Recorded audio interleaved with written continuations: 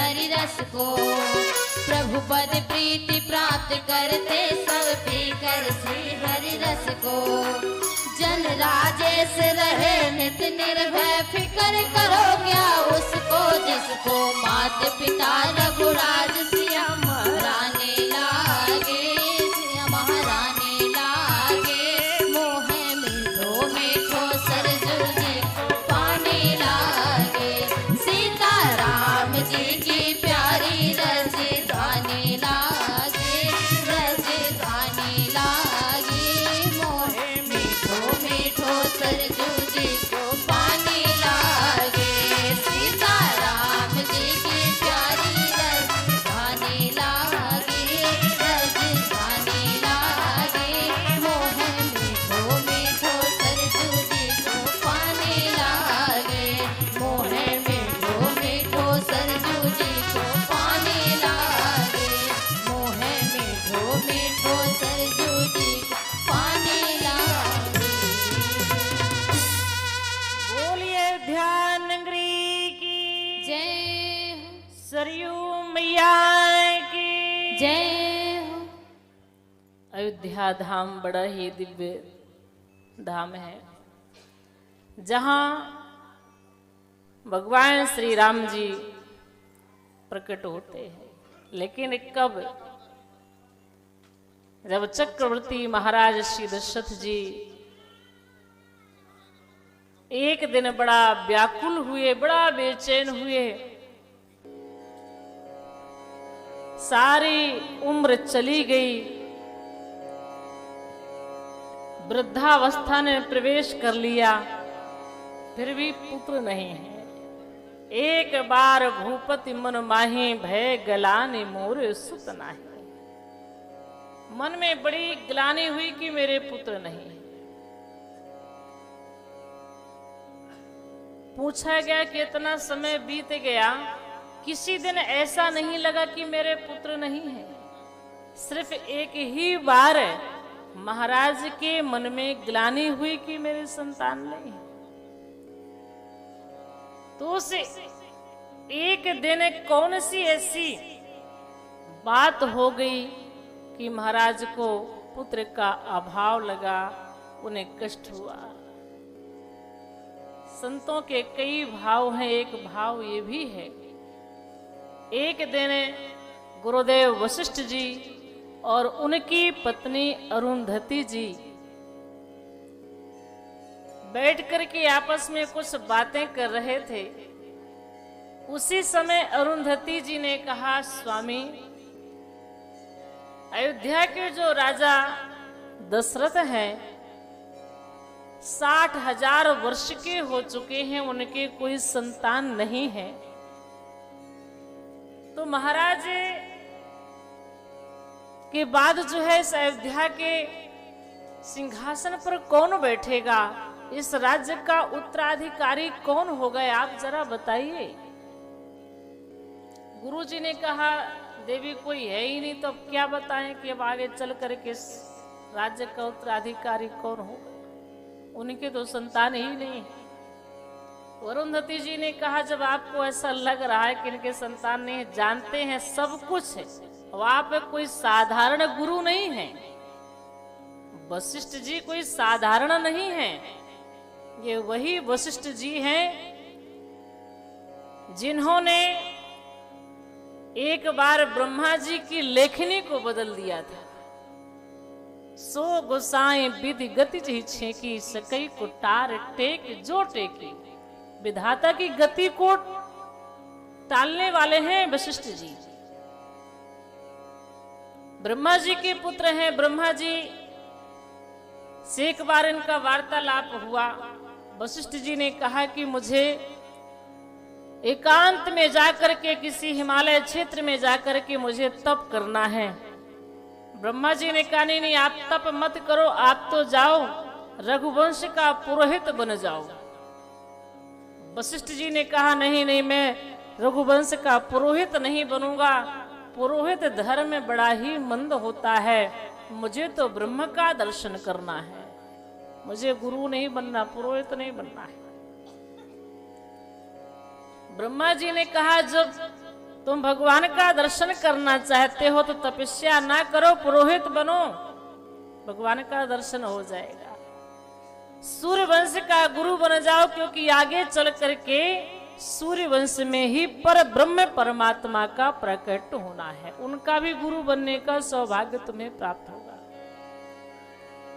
वशिष्ठ जी ने कहा, तो गुरुदेव जी बताइए भगवान कब आएंगे सूर्य वंश में?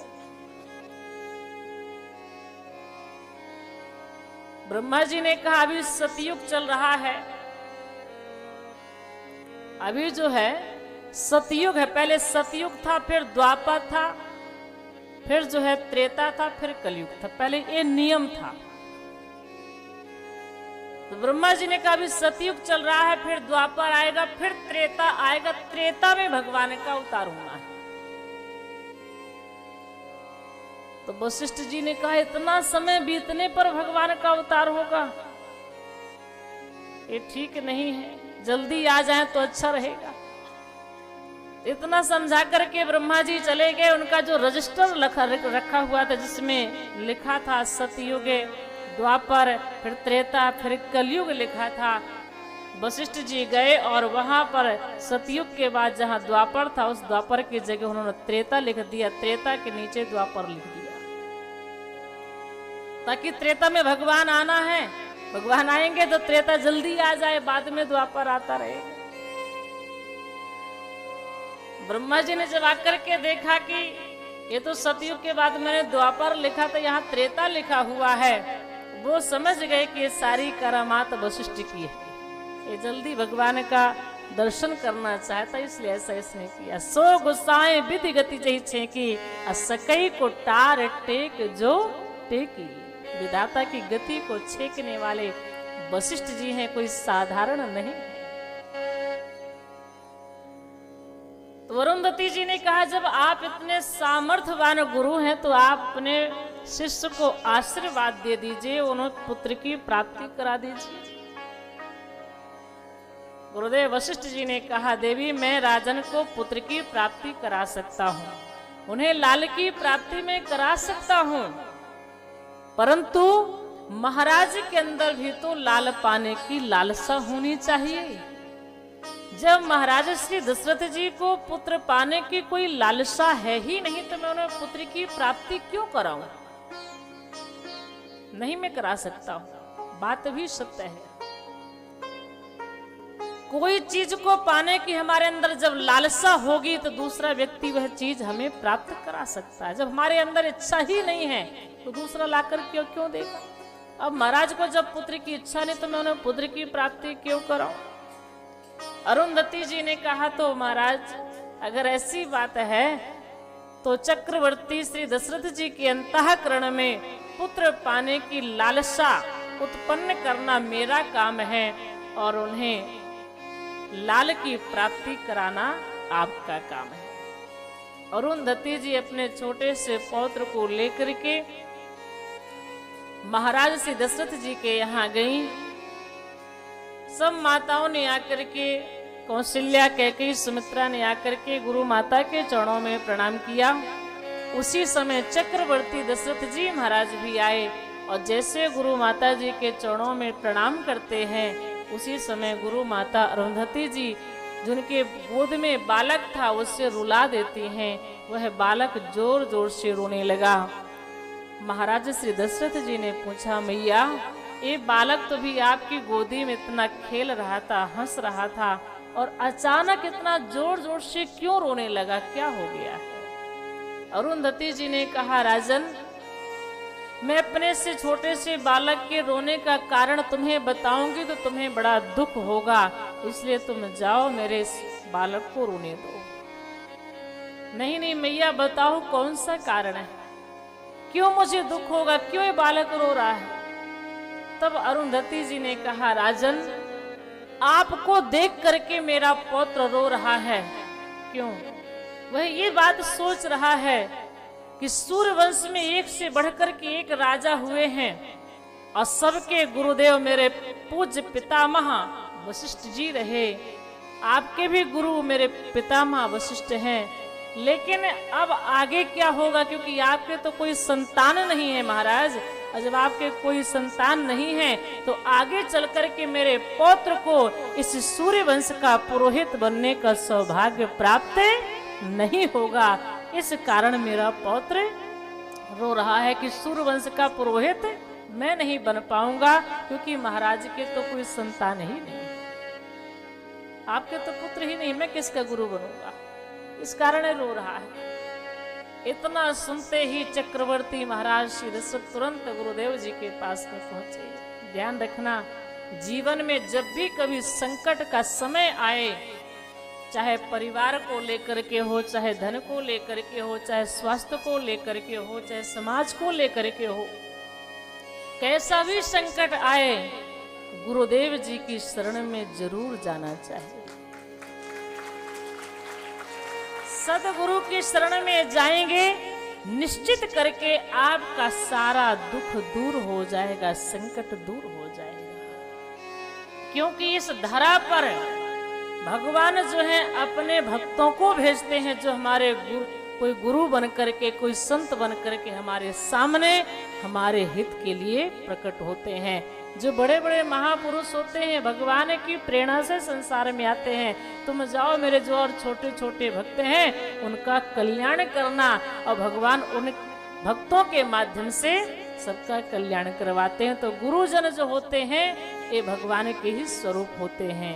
सदगुरु इनकी सेवा करना, इनकी शरण में जाना और इन्हें प्रणाम करना, निश्चित करके हमारा दुख दूर होगा। इसका प्रमाण है, आप मानस में ही देख लीजिए।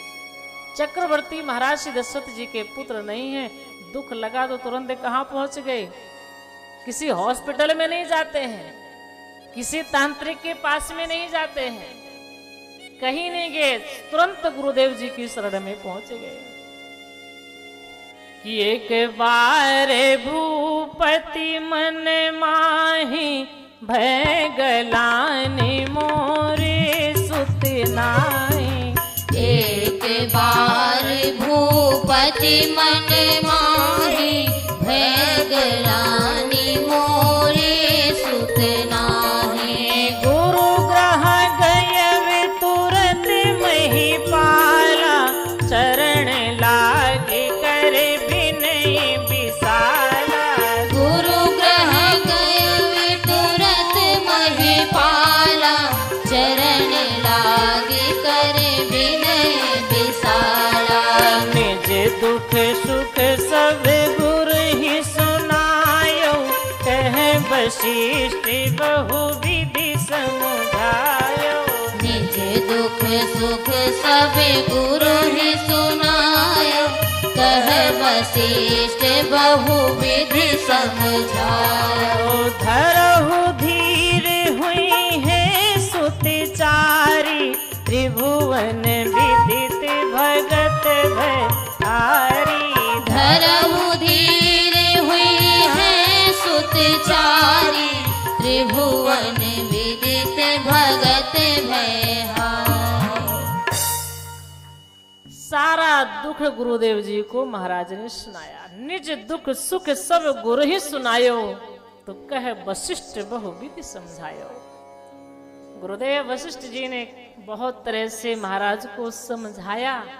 धरहु धीर हुई है सुतचारी, थोड़ा धीरज रखो, धीरज का फल मीठा होता है। कभी संकट का समय आए तो अपना धैर्य नहीं खोना चाहिए, धैर्य के साथ उस संकट का सामना करिए। निश्चित करके गुरुजनों की कृपा से हमारा दुख दूर हो जाएगा। महाराज बैठे हुए हैं, गुरुदेव जी कहते धीरज रखो, एक नहीं आपके चार चार पुत्र होंगे। गुरुदेव जी तो त्रिकालदर्शी हैं, अंतर्यामी, सब जानते हैं कि भगवान ने वचन दिया था महाराज को कि मैं आपके घर में आऊंगा पुत्र बन करके, अभी तक नहीं आए हैं। तो अब भगवान का चौथापन आ गया है, अब अभी तक प्रभु नहीं आए तो अब प्रभु को चार रूप में आना पड़ेगा, क्योंकि महाराज का चौथापन आ गया है। ब्याज का स्याज भी भगवान को देना पड़ेगा। धरो धीर हुई है सुतचारी, त्रिभुवन विदित भगत भयहारी। ऐसे आपके 4 पुत्र होंगे जिनका यश कीर्ति तीनों लोकों में छाई रहेगी, सबको विदित रहेगी और भक्तों को सुख देने वाले आपके 4 पुत्र होंगे। महाराज श्री दशरथ जी ने कहा गुरुदेव जी करना क्या है? गुरु जी ने कहा कुछ मत करो, बस मैं बताता हूं वो करो। क्या? तुरंत गुरुदेव जी ने श्रृंगी ऋषि को बुलवाया, पुत्र कामेष्टि यज्ञ प्रारंभ किया। श्रृंगी ऋषि वशिष्ठ बुलावा, पुत्र काम शुभ यज्ञ करावा। भगत सहित मुनि आहुति दीन है, प्रगटे अग्नि चरु कर लीन है। गुरुदेव वशिष्ठ जी स्वयं यजमान बन करके और बैठ गए, उस अग्नि कुंड में आहुति छोड़ने लगे भक्ति के साथ। क्यों? इसलिए कि गुरुजी जानते हैं कि भगवान का प्रकट भक्ति के माध्यम से होता है। व्यापक ब्रह्म निरंजन निर्गुण विगत विनोद, सो अज प्रेम भगति बस कौशल्या की गोद। भगवान भक्ति के कारण ही आते हैं, इसलिए भगत सहित मुनि आहुति दीन है, प्रगटे अग्नि चरु कर लीन है। गुरुदेव वशिष्ठ जी स्वयं अग्नि कुंड में आहुति छोड़ते हैं और अग्नि देव हाथ में खीर का प्रसाद लेकर के प्रकट हो जाते हैं। गुरुदेव जी को दिया गया, गुरुदेव वह प्रसाद अपने हाथ में लेकर के चक्रवर्ती महाराज श्री दशरथ जी को देते हैं। यह हवि बांट देहु नप जाई, जथा जोग से भाग्य बनाए। आप जो है अपनी रानियों में इस खीर का वितरण करिए, आपकी रानियां एक खीर पाएंगी तो उन्हें पुत्र की प्राप्ति होगी। इस संतों का प्रसाद है, जब संत की प्रसाद से पुत्र की प्राप्ति होती है तो वह पुत्र जो है माता पिता की सेवा करने वाला होता है, माता पिता की आज्ञा का पालन करने वाला होता है। इसलिए कभी संतों का दिया हुआ प्रसाद जो होता है उसका तिरस्कार नहीं करना चाहिए। इसका प्रमाण आपको श्रीमद् भागवत में मिलेगा, मिलता ही है। आत्मदेव ब्राह्मण को भी कोई संतान नहीं थी, उनकी पत्नी धुंधली थी। धुंधली भी को संत महात्मा के माध्यम से प्रसाद मिला, आत्मदेव ब्राह्मण लेकर के प्रसाद आए, धुंधली को दिए, इसको आप पालो तो हमें पुत्र मिल जाएगा। धुंधली ने क्या किया? उस संत के दिए हुए प्रसाद का उसने तिरस्कार कर दिया। मैं नहीं खाऊंगी, मैं इन सब बातों पर विश्वास नहीं करती हूँ।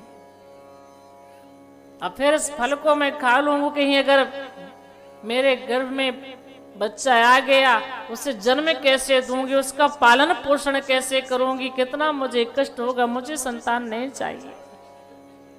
और जा करके उस धुंधली ने वह संत का दिया हुआ प्रसाद एक गाय को खिला दिया। लेकिन ये डर भी बना था कि पतिदेव पूछेंगे कहाँ गया प्रसाद, क्यों नहीं खाया, और खाई है तो आपको गर्भ क्यों नहीं है, आपके संतान क्यों नहीं है, तो कौन पचड़ा पाले। ऐसा करूं, धन तो मेरे पास में है ही, पैसे की तो कोई कमी नहीं, तो पैसे से मैं पुत्र खरीद लेती हूं, बता दूंगी पति को कि मेरा ही बेटा है। ध्यान रखना, हर चीज पैसे से नहीं मिलती है। मानते हो कि पैसा भगवान से कम नहीं है, लेकिन पैसा भगवान नहीं है। कम तो नहीं, लेकिन भगवान नहीं है। हम पैसे से, वही आपने सुना होगा हर जगह, यहाँ पर मैंने पढ़ा है, लिखा है, पैसे से हम बिस्तर खरीद सकते हैं लेकिन नींद नहीं, पैसे से भोजन खरीद सकते हैं लेकिन भूख नहीं। तो पैसे से संतान लेने के लिए गई तो वह ऐसा नहीं कि वह संतान ही रहेगा, वह माता पिता की सेवा करेगा, सुख देगा, ऐसा नहीं है। वह पुत्र ना होकर के कुपुत्र हो जाएगा, जो कि माता पिता के जीवन में दुख ही दुख है पैदा करने वाला। ऐसी संतान किस काम की। तो धुंधकारी जो है ये पैसे से खरीदा गया था। धुंधली ने अपनी बहन से धन दे करके खरीद लिया था, और वह जो गाय को, संत का दिया हुआ फल गाय को खिलाया था, उससे गोकर्ण जी का प्रकट हुआ था, जो कि भगवान कि बहुत बड़े भक्त थे, पिता के भक्त थे, बहुत बड़े साधु थे, ज्ञानी थे, धर्मात्मा थे। और जो पैसे से लिया गया था पुत्र वह धुंधकारी हुआ, जो पिता की मृत्यु का कारण बना। मां से कहा पैसा ला करके दो, नहीं दोगे तो मार दूंगा। और मां तंग आकर कुएं में गिर करके मर जाती। तो जो पैसे के माध्यम से पुत्र मिला था वह पुत्र माता पिता की मृत्यु का कारण बन गया, दुखदाई हो गया। लेकिन जो संत की कृपा से मिला वह माता पिता का नाम रोशन करने वाला, उनकी सेवा करने वाला। तो संतों के प्रसाद का कभी तिरस्कार नहीं करना चाहिए। बड़ी श्रद्धा से उसे स्वीकार करो, बड़े भाव से, बड़े प्रेम से, वह निश्चित करके हमारे जीवन में कल्याण करेगा। यहाँ संत श्रृंगी ऋषि यज्ञ करवाते हैं और संत और गुरुदेव वशिष्ठ जी की कृपा से प्रसाद मिला खीर का, और वह ले जाकर के महाराज श्री दशरथ जी अपने रानियों में वितरण करते हैं। खीर के 2 भाग किए, एक कौशल्या जी को दिया, जो आधा भाग बचा था उसके पुनः 2 भाग करते हैं, एक कैकेयी जी को देते हैं, और जो उसका आधा बचा था उसके पुनः 2 भाग किए सुमित्रा जी को दिया। कौशल्या और कैकेयी की सहमति से इस प्रकार से तीनों रानियां इस खीर के प्रसाद को पाती हैं। तो भगवान लीला के माध्यम से इन तीनों माताओं के गर्भ में प्रवेश कर जाते हैं। गोस्वामी जी महाराज कहते हैं कि जा दिन ते हरि गर्भ आए, जा दिन ते हरि गर्भ आए, जा दिन ते हरि गर्भ आए, जा दिन ते हरि गर्भ आए, जा दिन ते हरि गर्भ आए, जा दिन ते हरि गर्भ आए, सकल लोक सुख संपत्ति छाए, सकल लोक सुख संपत्ति छाए, सकल लोक सुख संपत्ति छाए, सकल लोक सुख संपत्ति छाए। जा दिन ते हरि गर्भ ही आए, सकल लोक सुख संपत्ति छाए, मंदिर महाराज ही रानी। कैसे सुंदर लग रही हैं माताएं, शोभाशील तेज की खानी। माता कौशल्या जी शोभा की खानी है। खानी माने नहीं तो कहते खदान है, लोहे की खान है, ये सोने की खान है, ये हीरा की खाने है। तो यहाँ माता कौशल्या शोभा की खान है, माता कैकेयी जी शील की खान है, और माता सुमित्रा जी तेज की खान है।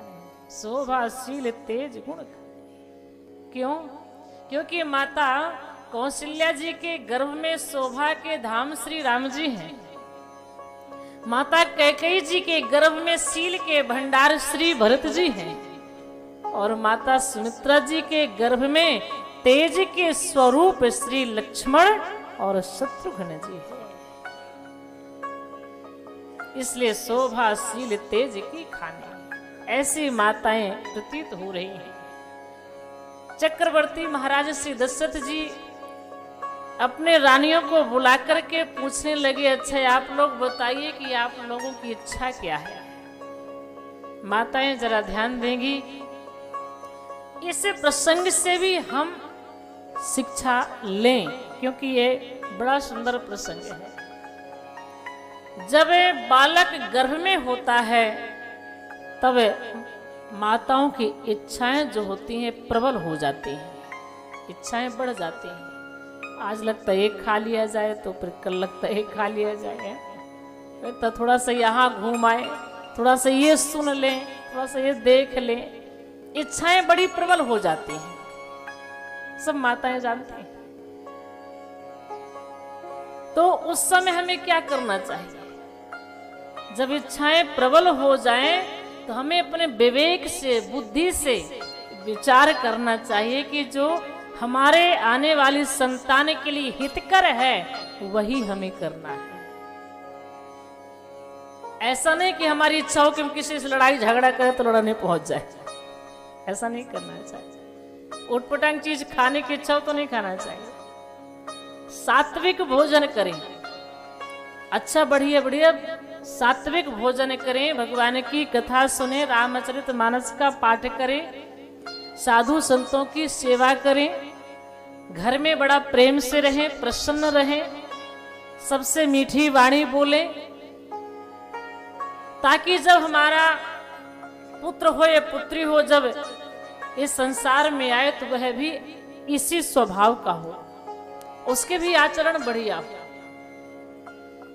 ऐसा हम आपको करना चाहिए। कुछ माताओं की आदत होती है, जब बच्चा गर्भ में होता है तो खाने पीने की जब इच्छा पड़ती है तो जो इच्छा पड़ी वही खा लेती, कभी मीठा तो कभी खट्टा तो कभी ठंडा तो कभी गरम, कभी कुछ कभी कुछ। पेट को कूड़ादान बना लेंगे, जो मन में आए वही डाल लेंगे। बड़ा सात्विक भोजन करें, विचार शुद्ध होना चाहिए। आप देखिए सारे संस्कार गर्भ में ही पड़ जाते हैं।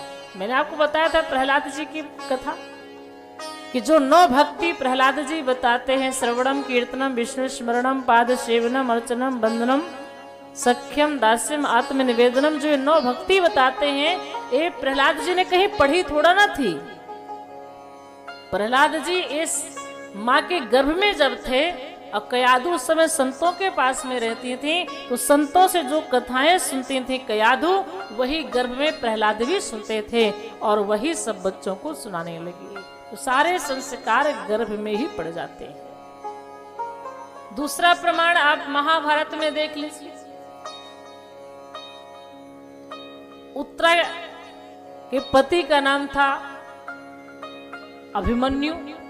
अभिमन्यु जो है सुभद्रा के पुत्र हैं और सुभद्रा जी जो है अर्जुन की पत्नी है ना। ऐसे तो एक दिन अर्जुन सुभद्रा को बता रहे थे कि सुभद्रा सुनो, चक्रव्यूह बड़ा विचित्र होता है, चक्रव्यूह में कैसे प्रवेश किया जाता है मैं आपको बताऊं।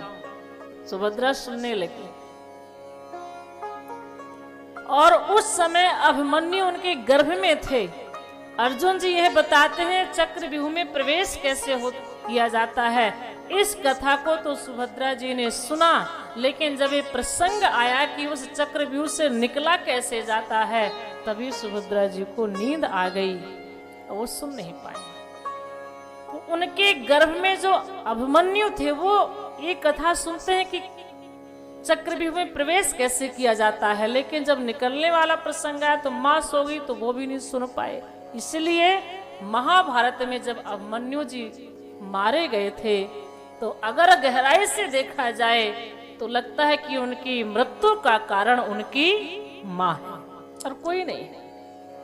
उस समय उनकी मां अगर न सोई होती तो अभिमन्यु ये सुन लेते कि चक्रव्यूह से निकला कैसे जाता है और उस युद्ध में फिर अभिमन्यु चक्रव्यूह में कभी मारे न जाते। बहुत बड़ी योद्धा थे, विजय प्राप्त करके आते।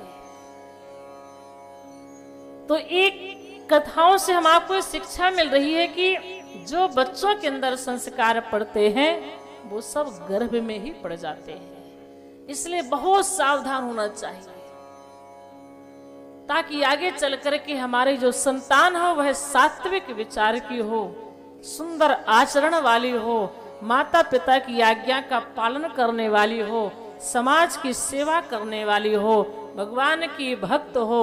ऐसा हमें करना चाहिए। यहाँ महाराज श्री दशरथ जी अपनी रानियों से पूछने लगे कि आप लोगों की क्या इच्छा है, बताइए। देवी कौशल्या जी कहती हैं, स्वामी मुझे तो ऐसा लगता है कि आप संत महात्माओं को बुला लें और वो महात्मा आकर के यहाँ हमें कथा सुनाए, हम कथा सुने। बस यही इच्छा है, कथा सुनने की इच्छा है। बड़े बड़े संत महात्माओं को बुलाए गए, विद्वानों को बुलाए गए, सब कथा प्रारंभ कर दी, वेद पुराण सुनाने लगे। कैकेयी तुम्हारी क्या इच्छा है? कैकेयी जी ने कहा महाराज मुझे भी लगता है कि मैं बड़ी दीदी के साथ बैठ कर के मैं भी संतों के मुख से भगवान की वेद पुराण की कथा सुनूं। कैकेयी बैठकर सुनने लगी। सुमित्रा तुम्हें क्या लग रहा है? सुमित्रा जी ने कहा बड़ी दीदी और छोटी दीदी के बीच में बैठ कर के मैं भी कथा सुनूंगी। तीनों कथा सुनते हैं।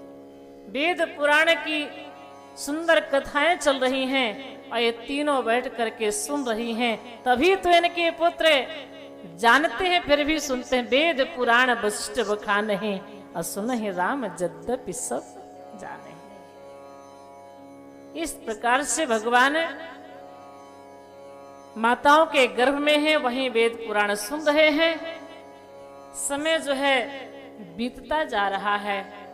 भगवान के प्रकट होने का समय बड़ा नजदीक आ गया। चैत्र का पवित्र महीना, शुक्ल पक्ष है, अभिजित मुहूर्त है, शीतल मंद सुगंध वायु बह रही है। नदियों का जल जो है अमृत के समान है। इस धरती पर जितने पर्वत हैं सारे पर्वतों में मणि छिपी हुई है तो सब बाहर निकल आई। जितने इस धरती पर वन दिखाई पड़ रहे हैं, वृक्ष दिखाई पड़ रहे हैं, सारे वृक्षों में पुष्प लग गए, सुंदर सुंदर फल लग गए। यह निर्मल आकाश देवताओं के समूह से भर गया। ना अधिक ठंडी है ना गर्मी है, बड़ा सुंदर समय है। वो स्वामी जी ने मानस में लिखा है कि नौमी तिथि मधुमास पुनीताय। नौमी तिथि मधुमास पुनीता। शुक्ल पक्ष अभिजित हरि प्रीता। शुक्ल पक्ष अभिजित हरि प्रीता। मध्य दिवस यति शीत न घामा। मध्य दिवस नित्य शीत न घामा। पावन काल लोक विश्रामा। पावन काल लोक विश्रामा। शीतल मंद सुरभि बहवा। शीतल मंद सुरभि बहवाओ। हर्षित सुर संतन मन चाओ। हर्षित सुर संतन मन साओ। वन कुसुमित गिरि गण मनियारा। वने सुकुमित गिरि गण मनियारा। वन कुसुमित गिरि गण मनियारा। वने कुसुमित गिरि गण मनियारा। सबहि सकल सरितामृत धारा। सबहि सकल सरितामृत धारा। सबहि सकल सरितामृत धारा। सबहि सकल सरितामृत धारा। शीतल मंद सुरभि बहवाऊ। हर्षित सुर संतन मन चाओ। देवता बड़े प्रसन्न हैं। संतों के प्रसन्नता का कौन बखान कर सकता है, क्योंकि भगवान उन्हीं के लिए आ रहे हैं। बड़े प्रसन्न मन संत विचरण कर रहे हैं। वन कुसुमित गिरिगन मनियारा। सर्वहि सकल सरितामृत धारा। गगन विमल संकुल सुरजू था। गावहि सुर गंधर्व बरू था। सुर समूह विनती कर पहुंचे निज निज धाम। जग निवास प्रभु प्रगटे अखिल लोक विश्राम। सब देवता भगवान की स्तुति कर रहे हैं। अपने अपने धाम में पहुंचे कि भगवान का प्रकट हुआ। भगवान जब माता कौशल्या के भवन में प्रकट होते हैं, बड़ी दिव्य झांकी है, बड़ा दिव्य स्वरूप है। सभी लोग मेरे साथ में गाएंगे बड़े भाव से कि भय प्रगटे कृपाला दीन दयाला कौशल्या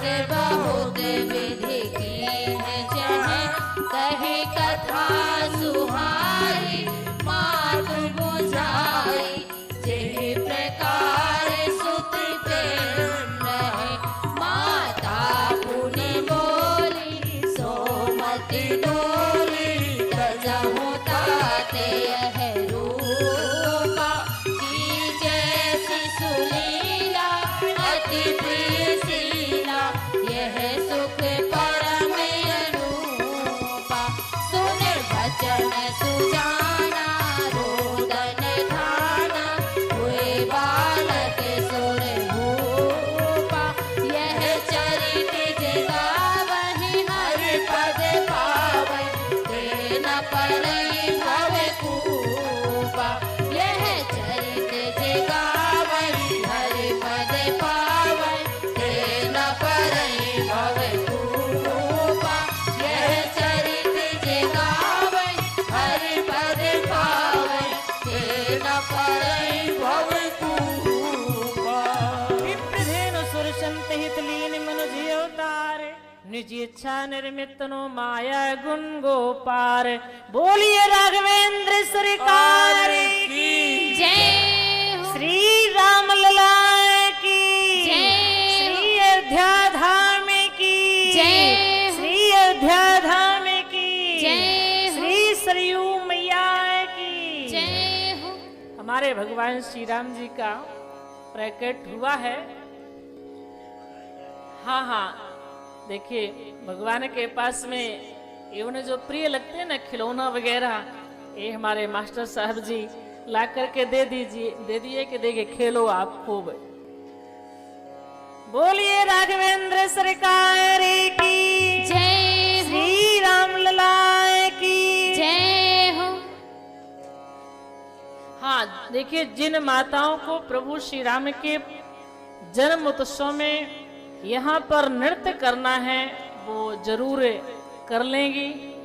बिल्कुल संकोच को छोड़ करके आप लोग यहाँ पर नृत्य करें कि घर घर आनंद छायो अयोध्या नगरी में घर घर आनंद छायो अयोध्या नगरी में घर घर आनंद छायो अयोध्या नगरी में घर घर आनंद छायो अयोध्या नगरी में घर घर आनंद छायो अयोध्या नगरी में घर घर आनंद छायो अयोध्या नगरी में कौशल्या सुत जायो अयोध्या नगरी में कौशल्या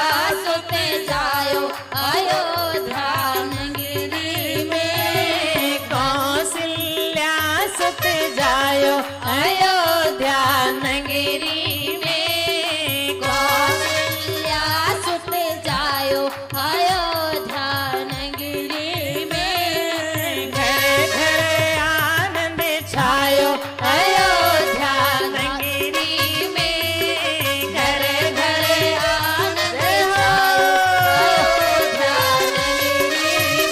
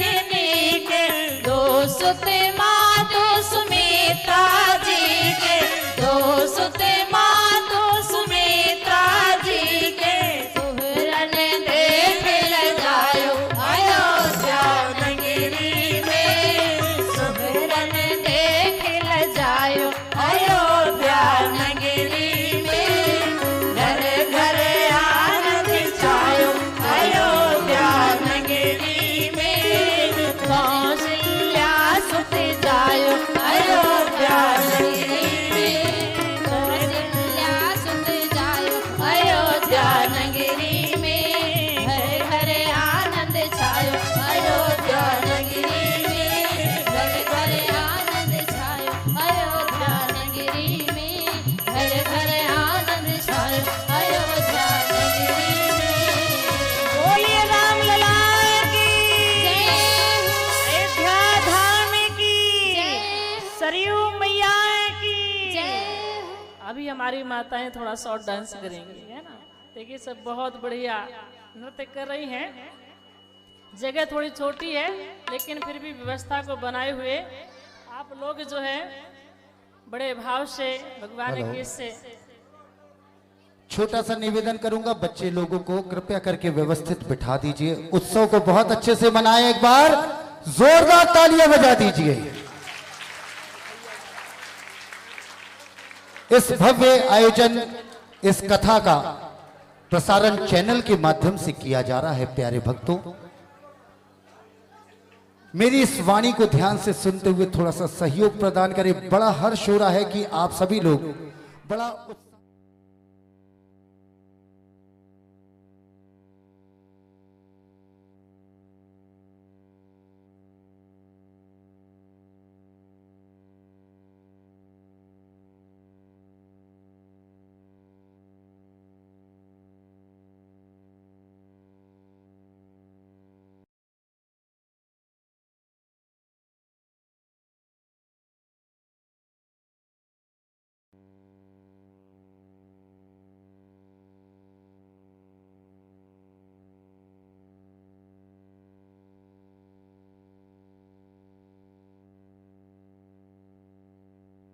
जन्म उत्सव में सुनेंगे और उसमें नृत्य भी करना। बधैया बाजे आंगन में, बधैया बाजे आंगने में, बधैया बाजे आंगने में, बधैया बाजे आंगने में, बधैया बाजे आंगने में, बधैया बाजे आंगने में, बधैया बाजे आंगने में,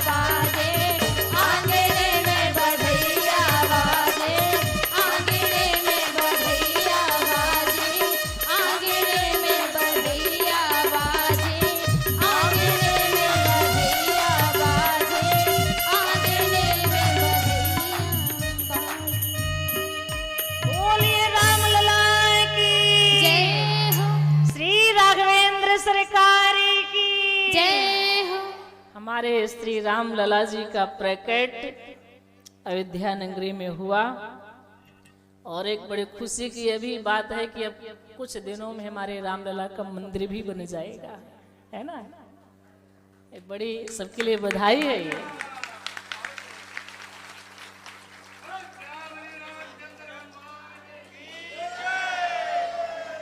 श्री हनुमान जी महाराज की जय। देखिए हमारे रामलला सरकार सब पर कृपा बरसाने के लिए हमारे अयोध्या धाम में विराजे हैं। बड़ा ही दिव्य उत्सव मनाया जा रहा था। राम जी का प्रकट हुआ, इसके थोड़ी देर बाद देवी कैकेयी जी ने भी सुंदर बालक को जन्म दिया और सुमित्रा जी ने 2 बालकों को जन्म दिया है। कैकेयी सुता सुमित्रा 2 सुंदर सुत जनमत भे ओ। अब तो आनंद ही आनंद है। बुढ़ापे में 4 बेटा मिल गए महाराज को। दशरथ पुत्र जन्म सुन काना, मानो ब्रह्मानंद समाना। जाकर नाम सुनत शुभ होई, मोरे गह आवा प्रभु सोई। ये महाराज महसूस कर रहे हैं जिसका नाम सुनने में शुभ होता है वही भगवान मेरे घर में पुत्र बन करके आए हैं। ब्रह्मानंद की प्राप्ति हुई। आनंद ही आनंद है। श्री राम जी मधुर मधुर रो रहे हैं। पहले हंस रहे थे। माता कौशल्या जी ने कहा हंसना बंद करो, थोड़ा रो। भगवान ने कहा हम क्यों रोएं, हमारे ऊपर कोई विपत्ति थोड़ा ना पड़ी है कि रोएं। मैया ने कहा रे लाला, जब बालक का जन्म होता तो वह रोता है। लेकिन राम जी तो बड़े विचित्र थे। जन्म लेते ही माता को कथा सुनाने लगी, क्योंकि जब गर्भ में थे तो माता इनको कथा सुना रही थी। अब ये जन्म लिए तो माता को कथा सुनाने लगे। कहे कथा सुहाई मात बुझाई, जही प्रकार सुत प्रेम लहे। मैया ने कहा वे कथा बंद करो और हंसना भी बंद करो, थोड़ा रोना शुरू करो। अगर नहीं रोगे तो फिर कुछ लोग आएंगे और मैया जो है आएंगे तो 2-4 थप्पड़ लगाएंगे। तो भगवान रोने लगे। देखिए जब भगवान भक्त के वश में होता है, प्रेम के वश में होता है, तो जो भक्त कहता भगवान को करना पड़ता है। सुन बचन सुजाना, रोदन ठाना, होए बालक सुर भूपा। भगवान इतना रोए, इतना रोए, इतना रोए कि पूरे अयोध्या नगरी में भगवान के रोने की आवाज पहुंच गई है। गीतावली रामायण में गोस्वामी जी महाराज कहते हैं सीता जी जब ससुराल में आती हैं तो कौशल्या जी कहती हैं सीता ये तुम्हारी जो सासुएं हैं ना, ये 700 सासुएं हैं, 700 सास हैं, सबके पैर छुओ। तो जब सीता जी के 700 सास हैं तो राम जी के 700 माँ हुई। और श्री राम जी के जब 700 माँ थी तो महाराज के 700 रानियां। तो 700 रानियों के लिए 700 महल, और 700 महल जब बने रहे होंगे तो कोई 1-2 एकड़ में तो बने नहीं रहे होंगे, काफी जगह लगी होगी बनाने में, है ना। और जब राम जी रोए तो उनके जो रोने की आवाज थी वह 700 महलों में पहुंच गई। आप कहेंगे प्रमाण, तो मानस में ही देखिए।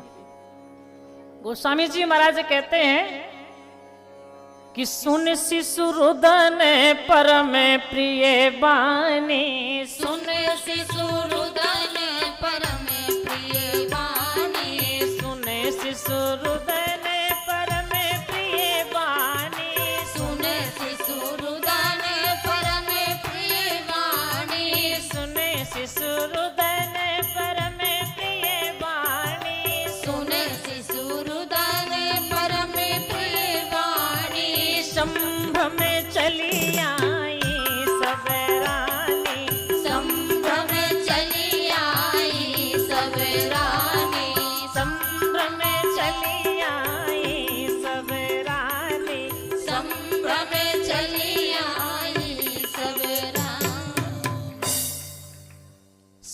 शिशु रुदन परम प्रिय बानी, तो संभ्रम चली आई सब रानी। सब रानी कौन है? एक कौशल्या जी, सुमित्रा जी, कैकेयी तो अपने अपने बच्चों को लेकर के पड़ी हैं। और भी जो रानियां थी महाराज की, वो 700 रानियां सब दौड़ करके आ गई। सुन शिशु रुदन परम प्रिय बानी, संभ्रम चली आई सब रानी। इतना राम जी रोए।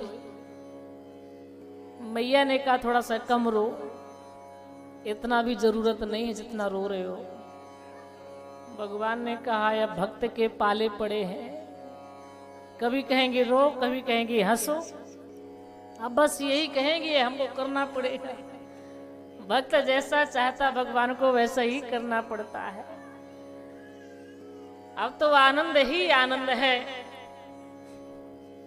चक्रवर्ती महराज श्री दशरथ जी आए, गुरुदेव वशिष्ठ जी आए, सुंदर बालकों का दर्शन हुआ। अयोध्या नगरी में राम जन्म उत्सव बड़े धूमधाम से मनाया जा रहा था। ऐसे धूमधाम से मनाया जा रहा था कि राम जन्म उत्सव मनाते मनाते 1 महीने बीत गए, किसी को पता नहीं चला। और सूर्य भगवान भी एक जगह पर ही खड़े रह गए। 1 महीने तक सूर्य भगवान अस्त नहीं हुए।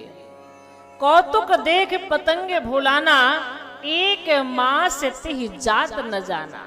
मास दिवस कर दिवस भा मरम न जाने कोय, रथ समेत रवि थाके और निशा कवन विधि हो। 1 महीने तक सूर्य भगवान अयोध्या में ऐसे ही खड़े रह गए, अस्त नहीं हो रहे हैं। गुलाल उड़ रहा है, अबीर उड़ रहा है, धूप जल रहा है। बड़े सुंदर सुंदर ब्राह्मण जो हैं वेद का पाठ कर रहे हैं, नगाड़े बज रहे हैं, अयोध्या की देवियां नृत्य कर रही हैं, गीत गा रही हैं। जो किसी को उपहार मिलता है वह भी दूसरे को दे देता, वह भी दूसरे को दे देता है। महाराज श्री दशरथ जी कितना हीरा मोती सोना धन सब लुटा रहे हैं और सब आनंद विभोर हो रहे हैं। 1 महीने चलते रहा इस तरह से। तब रात्रि बेचारी दुखी हो गई, क्योंकि वही भगवान की भक्त है। तो रात्रि ने कहा इतना बढ़िया राम जन्म उत्सव अयोध्या में मनाया जा रहा है और ये सूर्य भगवान अस्त होने का नाम ही नहीं ले रहे हैं कि थोड़ा हम भी जाएं तो हम भी दर्शन कर लें, क्या करें। तो रात्रि जो है यह राम जी के पास में धीरे से आ गई। और जब आई तो राम जी के कान में लग करके कहती है, प्रभु थोड़ा सा इनसे कहो तो अस्त हो जाएं, चले जाएं, अब काफी देर से खड़े हैं, हम भी आपका दर्शन कर लें। राम जी ने कहा, रात्रि मैं कैसे कहूं इन्हें कि तुम अस्त हो जाओ। क्यों? इसलिए कि मैं सूर्य वंश में आया हूं, ये हमारे पूर्वज हैं, मैं तो मर्यादा पुरुषोत्तम बनकर के आया हूं। मैं कैसे अपने पूर्वजों को आदेश दूं कि आप ऐसा करो। बड़ों को आज्ञा देना, आदेश देना, ये तो मर्यादा के खिलाफ है। इतना सुनते ही रात्रि रोने लगी। तो अब हमें आपका दर्शन नहीं होगा, हम इस आपके जन्म उत्सव का दर्शन नहीं कर पाएंगे। भगवान तो बड़े कृपालु हैं। भगवान ने कहा, रो मत, थोड़ा धैर्य धरो, रो मत। फिर तो फिर दर्शन कैसे हो बताइए। भगवान ने समझाया, सुनो इस बार मैं जो आया हूं ना तो दिन में आया हूं, अगली बार रात्रि में आऊंगा तो खूब दर्शन कर लेना। बात बिल्कुल सही है। राम जी का अवतार दिन में होता है, कृष्ण जी का अवतार रात्रि में हुआ। जब राम जी का प्रकट हुआ था तो दिन बड़ा हो गया था, और जब कृष्ण जी का प्रकट हुआ था तब रात्रि बड़ी हो गई थी।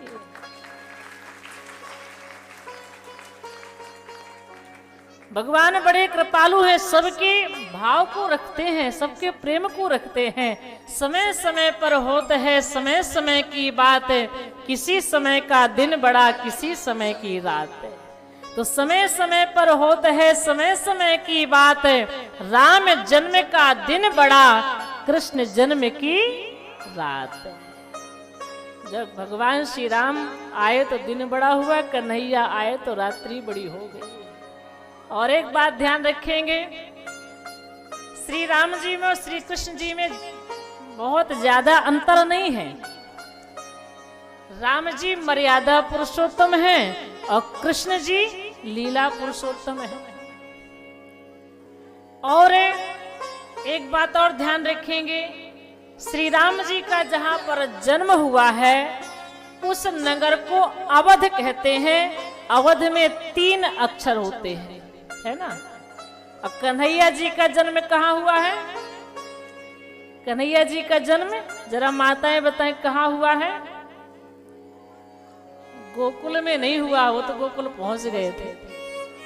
कन्हैया जी का जन्म मथुरा में हुआ है और मथुरा में भी 3 अक्षर है ना। अच्छा ये बताइए, भगवान श्री राम जी का जहां पर जन्म हुआ है वहां एक नदी है, उस नदी का नाम तो सभी लोग जानते होंगे, सरयू है ना। और जहां कन्हैया जी का जन्म हुआ है वहां भी एक नदी है, कौन है? यमुना जी है कि नहीं। और देखिए सरयू में 3 अक्षर है, यमुना में भी 3 अक्षर है। एक बात और बताइए, मुख्य रूप से श्री राम जी की कितनी माताएं हैं? मुख्य रूप से 3 माताएं हैं, कौशल्या जी, कैकेयी जी, सुमित्रा जी। और यहाँ कन्हैया के यहाँ देखें तो यहाँ भी मुख्य रूप से 3 ही माताएं दिखाई पड़ती हैं, है कि नहीं है? देवकी, यशोदा और रोहिणी। तो यहाँ भी 3 माताएं हैं। श्री राम जी के पिताजी का नाम दशरथ है ना। दशरथ में 4 अक्षर है ना। और कन्हैया जी के पिताजी का नाम क्या है? वसुदेव है। वसुदेव में भी 4 अक्षर है।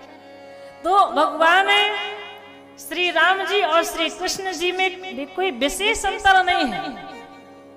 श्री राम का प्रकट धर्म को धारण करने के लिए, धर्म की रक्षा करने के लिए, संत महात्माओं के लिए हुआ है। और कन्हैया भी धर्म की रक्षा के लिए ही धरा पर आते हैं, धर्म की स्थापना के लिए आते हैं। श्री राम रावण को मारने आते हैं, कन्हैया जी कंस जैसे दुष्टों का संहार करने के लिए आते हैं। गोस्वामी जी महाराज कहते हैं भगवान श्री राम 4 रूप में प्रकट हुए हैं। ये अंशों सहित आए हैं। भरत जी हैं, लक्ष्मण जी हैं, शत्रुघ्न जी हैं। 4 रूप में प्रभु प्रकट हुए। विप्रधेनु सुर संत हित लीन मनुज अवतार, निज इच्छा निर्मित तनु माया गुण गोपार। अपनी इच्छा से अपने शरीर का निर्माण करके भगवान लीला करने के लिए धरा पर प्रकट होते हैं।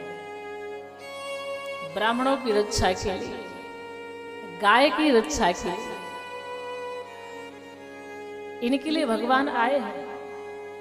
देवताओं के लिए, संतों के लिए भगवान उसके लिए आते हैं जो परहित के लिए जीता है, परोपकार करता है, जिसके शरीर से, इस 5 तत्व के इस देह से समाज सेवा होती है, धर्म का आचरण होता है।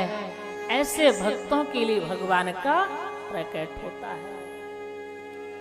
ध्यान रखना, इसलिए हमें बहुत सावधानी से हर कार्य करने हैं। भगवान गाय के लिए आते हैं, इसलिए गाय की रक्षा करना भी हमारा परम धर्म है।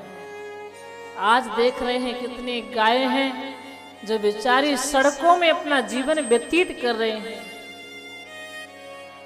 उसका मालिक, जो गाय माँ का मालिक होता है ना, वो गाय का दूध लगा करके छोड़ देता है। सड़कों में बेचारी बैठी रहती है पूरा दिन। कितने गाड़ी वाहन जाते हैं, किसी का टक्कर लग गया, घाव बन गया तो वो भी दर्द सहती रहती है। जबकि गाय जो है ऐसी माँ है, जन्म देने वाली माँ अगर छोड़ देती है तो एक गाय ही अपने दूध को पिला करके हमें बड़ा कर देती है। जिसमें 33 करोड़ देवता निवास करते हैं, जिसकी रक्षा के लिए भगवान प्रकट होते हैं। भगवान श्री कृष्ण जिन्हें चराने के लिए स्वयं जाते हैं, गाय की सेवा करते हैं। जब भगवान ने ऐसा किया है तो हमें भी करना चाहिए। ध्यान रखना, जो गाय को नहीं मानता है, जो गौ सेवा नहीं करता है, वह कभी भगवान का भक्त हो ही नहीं सकता है। वह भगवान का भक्त हो ही नहीं सकता है। जो गाय को न माने भगवान का भक्त कैसा है। इसलिए हम कुछ करें चाहे ना करें, हर घर में गाय हो और गाय की सेवा हो। पहले जब रोटी बनाते हैं तो गाय को देनी चाहिए, और लास्ट की रोटी जो बनती है वह कुत्ते को देना चाहिए, हमारे शास्त्र कहते हैं। लेकिन हम आप लोग क्या करते हैं, आजकल बड़ी जल्दीबाजी रहती है ना, बड़ी जल्दी जल्दी में पति देव को ऑफिस जाना है, जल्दी जल्दी आटा गूंथा, जल्दी जल्दी रोटी बनाया, पति देव को पहली रोटी खिला दी, तो बेचारे पति देव जीवन भर गाय जैसे सीधे बने रहे, और सबको खिलाते खिलाते लास्ट में एक रोटी जो बची कुत्ते की, उसे हम ही पा गए, तो जिंदगी भर कुत्ते जैसे भूखते रहे। ये विडंबना समाज में हो गई है। इसलिए बड़ा सावधानी करना है। पहली रोटी गाय माता को, दूसरी और लास्ट की रोटी कुत्ते को देना चाहिए। भगवान का अवतार गौ रक्षा के लिए हुआ, संत के लिए आए, ब्राह्मणों के लिए आए, देवताओं के लिए आए, और पूरी धरा के लिए भगवान का पृथ्वी के लिए अवतार हुआ है। बड़ी दिव्य स्वरूप है सरकार का, बहुत ही दिव्य है। सब अयोध्यावासी बड़े प्रसन्न हैं। और उसी समय भगवान शंकर राम जन्म उत्सव देखने के लिए अयोध्या में आते हैं, और एक कथा पार्वती जी को सुनाते हैं। पार्वती, राम जन्म उत्सव जब अयोध्या में मनाया जा रहा था ना, तो वहां पर एक चोर पहुंच गया था, उसने जाकर के चोरी की। पार्वती जी ने कहा, किसमें इतना साहस था जो भगवान के नगर में जाकर चोरी करता है, जरा उस चोर का नाम तो बताओ। तो भगवान शंकर हंसकर कहते हैं, पार्वती, वह चोर कोई और नहीं था, बल्कि वह चोर मैं हूं, मैंने चोरी की है। आप चोरी करके आए? बोले हाँ। ध्यान रखना, पार्वती जी ने कहा, आप तो कहते हैं कि चोरी नहीं करना चाहिए, चोरी करना पाप है, फिर आपने चोरी क्यों की? आपको किस चीज की आवश्यकता पड़ गई? महादेव जी ने कहा, पार्वती, मैंने किसी की चीज की चोरी नहीं की है, किसी के धन की चोरी नहीं की है, फिर कौन सी चीज आप चुरा कर लाए हैं, मुझे भी तो बताएं। महादेव जी कहते, मैंने भगवान के दर्शन की चोरी की है। ध्यान रखना, अगर चोरी भी करना है तो भगवान के दर्शन की चोरी करिए, भगवान के भजन की चोरी करिए, भगवान के नाम की चोरी करिए।